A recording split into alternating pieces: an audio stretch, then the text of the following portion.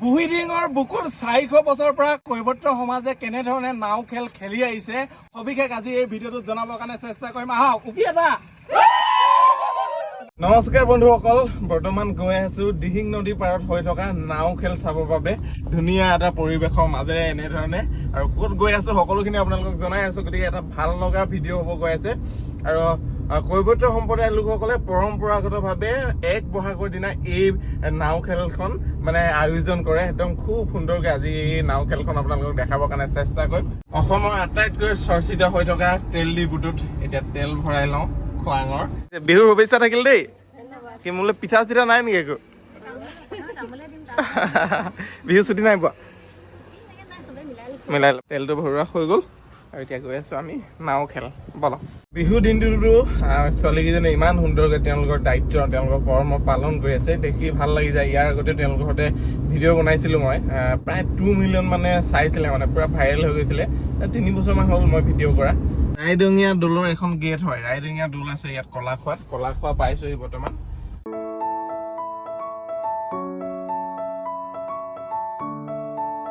ককাইদেউ, অ দাদা, এই থানগাঁও যে য'ত যে নাও খেল পাতিছে কিমান দূৰ আছে? নাও খেল ইয়াতে, তুমি এইফালে এইটো আলিত যোৱা, গৈ য'ত মানে গাড়ী নাযাব বিচাৰিবা তাতে ৰখি দিবা। আৰু এই মহখিনি যে ইমান ধুনীয়াকে চৰি আছে, এইখিনি কাৰ হয়? এইখিনি পোৱালি এজনৰ নেকি? এজনো। এখন ঘৰৰ বা এজন মানুহৰ সেইখিনি মহ চব কিমান জাক। আৰু এইফালে গাঁৱৰ পৰিৱেশ ধুনীয়াকে মথাৰে গৈ আছো আমি। দাদা আহিলে এই আমাৰ যুৱ সংঘ সহকাৰী সম্পাদক শুভকান্ত দাস। আচ্ছা, তুমি? এই আমাৰ সাংগঠনিক সম্পাদক নিকাশ দাস। এয়া আমাৰ তোমালোকে গোটেইখিনি একদম কাপোৰ চাপোৰ খুলি আছা যে কিয়? তাকে আমাৰ মানে নাও খেলৰ কাৰণে। হয়।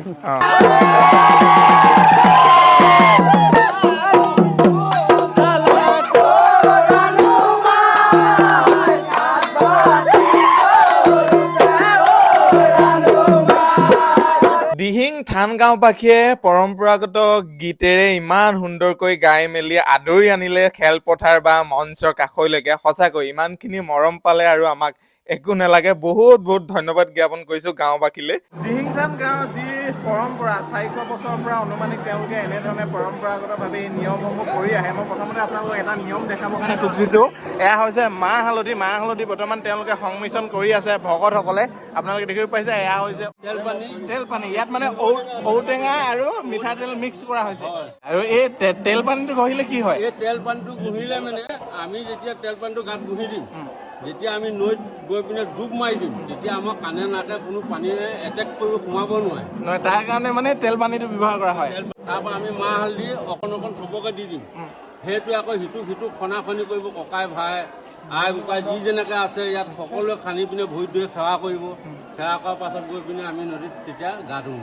মাহ হালধি লগোৱা পৰ্ব শেষ হ'ল। তাৰপিছত গাঁৱৰ সকলোৱে সমিল মিলেৰে বিহু জুৰিলে এই খেলপথাৰতে।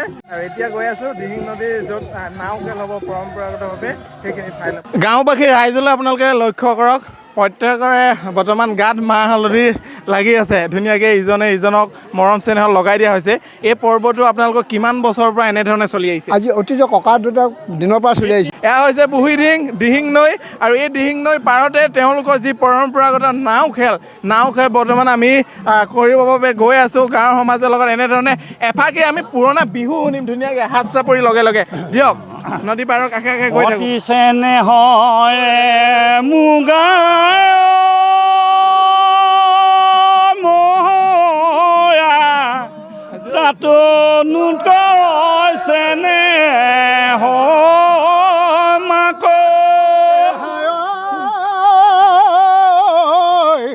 তাতোত কৈছে নে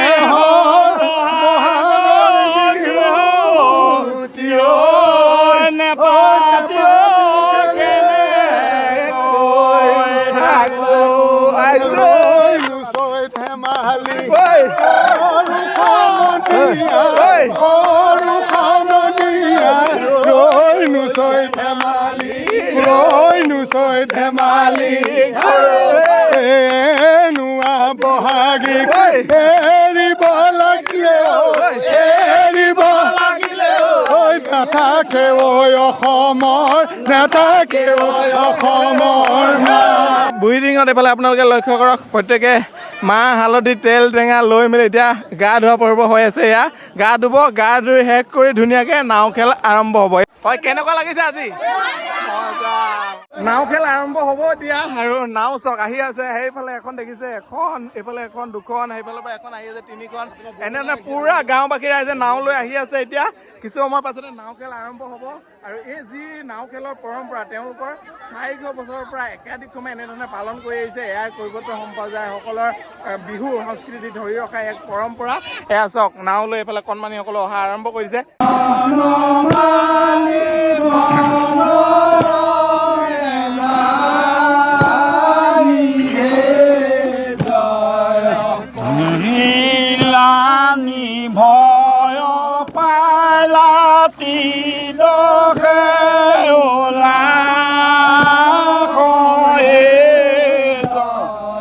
যিটো গীত আপোনালোকে শুনি আছে বৰ্তমান, এয়া নাও খেলৰ গীত।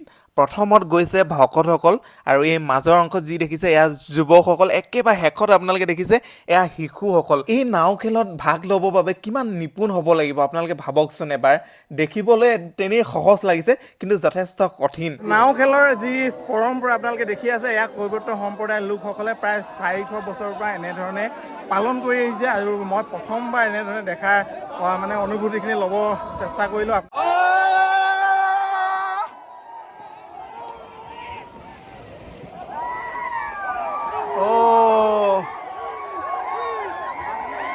এয়া আপোনালোকে চাওক, নাও গোটেই যিমানখিনি খেল খেলি আছিলে আটাইখিনি ডুবুৱাই দিলে এনেধৰণে। এয়াই তেওঁলোকৰ পৰম্পৰা। এইফালে ককায়েকত আছে, আটাইখিনিয়ে মোক ধুনীয়াকৈ এখন নাৱত আনি ভিডিঅ'টো প্ৰস্তুত কৰাৰ ক্ষেত্ৰত যথেষ্টখিনি সহায় কৰিলে। মোৰ ভয় লাগিছিল নাৱত উঠিবলৈ, কিন্তু এখন নাৱত বোলে গাড়ী উঠাই লৈ যায় ন? তোমালোকে জাপ এটা দিয়া, গোটেইকেইজনে দিয়া। ঐ দিয়া দিয়া, ঐ তুমি দিয়া। ঐ নাও খেলৰ পৰম্পৰা ইতিমধ্যে শেষ হৈছে। আমি পাৰ পাই গৈছোঁ আৰু পাৰত আপোনালোকে গাঁওবাসী ৰাইজ চাওক কেনেকুৱা হৈছে এই নাও খেল চোৱা দেখিছে। বহাগ বিহুত কৈবৰ্ত সমাজে কেনেধৰণে মানে পৰম্পৰাগতভাৱে তেওঁলোকে বিহুটো পালন কৰে। প্ৰত্যেক জনগোষ্ঠীয়ে অকণমান সুকীয়া বৈশিষ্ট্য আছে।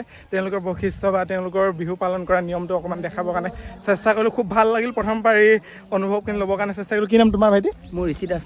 সঞ্জীৱ আছে, সঞ্জীৱে নিমন্ত্ৰণ জনাইছিল এই বিশেষ অনুষ্ঠানটো চাবৰ বাবে। আৰু আজি সৌভাগ্য হ'ল কৈবৰ্ত সমাজৰ পৰম্পৰাগতভাৱে যি নাও খেল তেওঁলোকে পালন কৰি আহিছে। প্ৰায় কিমান বছৰ ক'লা? 400 বছৰ ন? 400 বছৰ প্ৰাচীন মানে। প্ৰাচীন হয়। কি আছিল তোমালোকৰ এইখিনি? গ্ৰাম পঞ্চায়তৰ দিহিংথান গাঁও। বিশেষ দিনটোত তোমালোকে কৈবৰ্ত সমাজলৈ বা অসমবাসীলৈ কি বাৰ্তা দিব বিচাৰিবা?